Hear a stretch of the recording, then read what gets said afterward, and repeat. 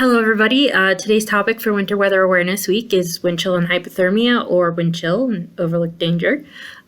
Every year, winter brings some extremely cold air into the country and can affect millions of people. And when you add wind into this cold air, what you end up with is actually bitterly cold wind chill values.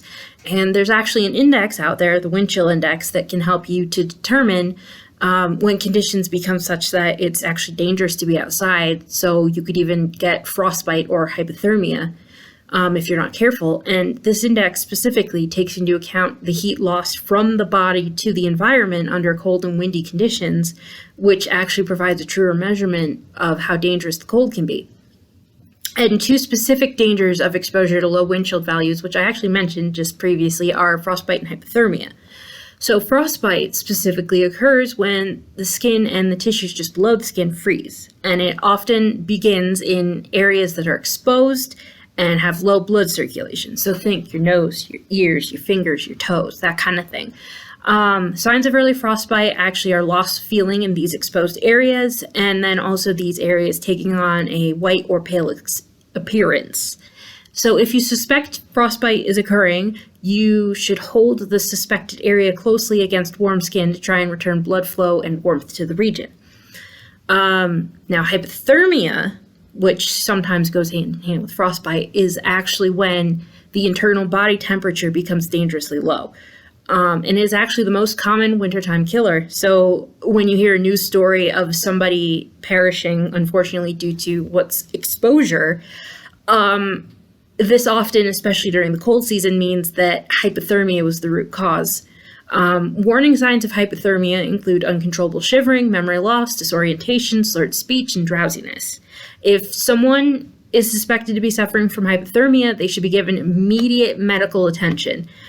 But if no help is available, you're somewhere remote, it's going to take time for help to get there, whatever. The victim should be warmed slowly with warm liquids, dry clothing, and blankets.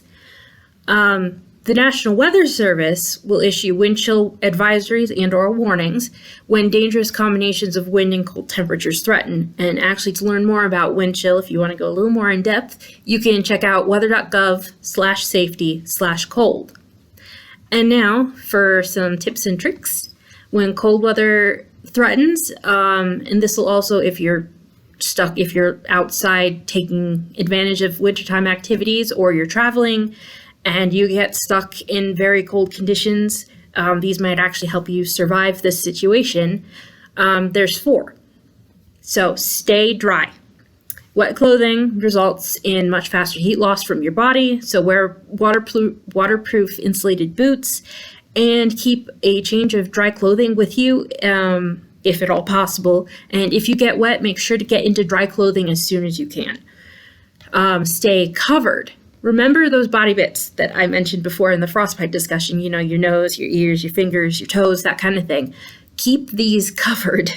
Keep them warm. Wear hats, mittens, scarves, gloves, nice, good, warm, dry boots. Specifically, at least half of your body heat is lost through your head if it's not covered. So remember, wear those hats. Layers. Now, I am a huge proponent of wearing layers, and not only are they very cute and kind of in fashion right now, but they're also the best way to keep yourself safe and warm during the winter. Air that gets trapped between these layers of loose-fitting clothing actually helps to keep you insulated. So the more layers you have, the more insulated you'll be. So like wearing a t-shirt or a long-sleeve shirt and then adding a sweatshirt and then adding a nice good winter coat will keep you a lot warmer than just the coat over whatever your base layer is. And lastly, stay informed.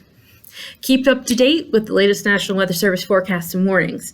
Have your cell phone close by if you're traveling or just going around your neighborhood. But if you're heading somewhere that's more remote, someplace where you may not have cell service or it may be spotty, try to keep a portable NOAA weather radio with you. So that you can stay abreast of what's going on of forecasts and warnings. But you can also, before you do anything at all, go and check weather.gov/GJT for information specific to Eastern Utah and Western Colorado. So you kind of have an idea of what's going to happen before you head out. Thanks for listening, everybody. Hope you have a great winter. Stay safe, stay warm.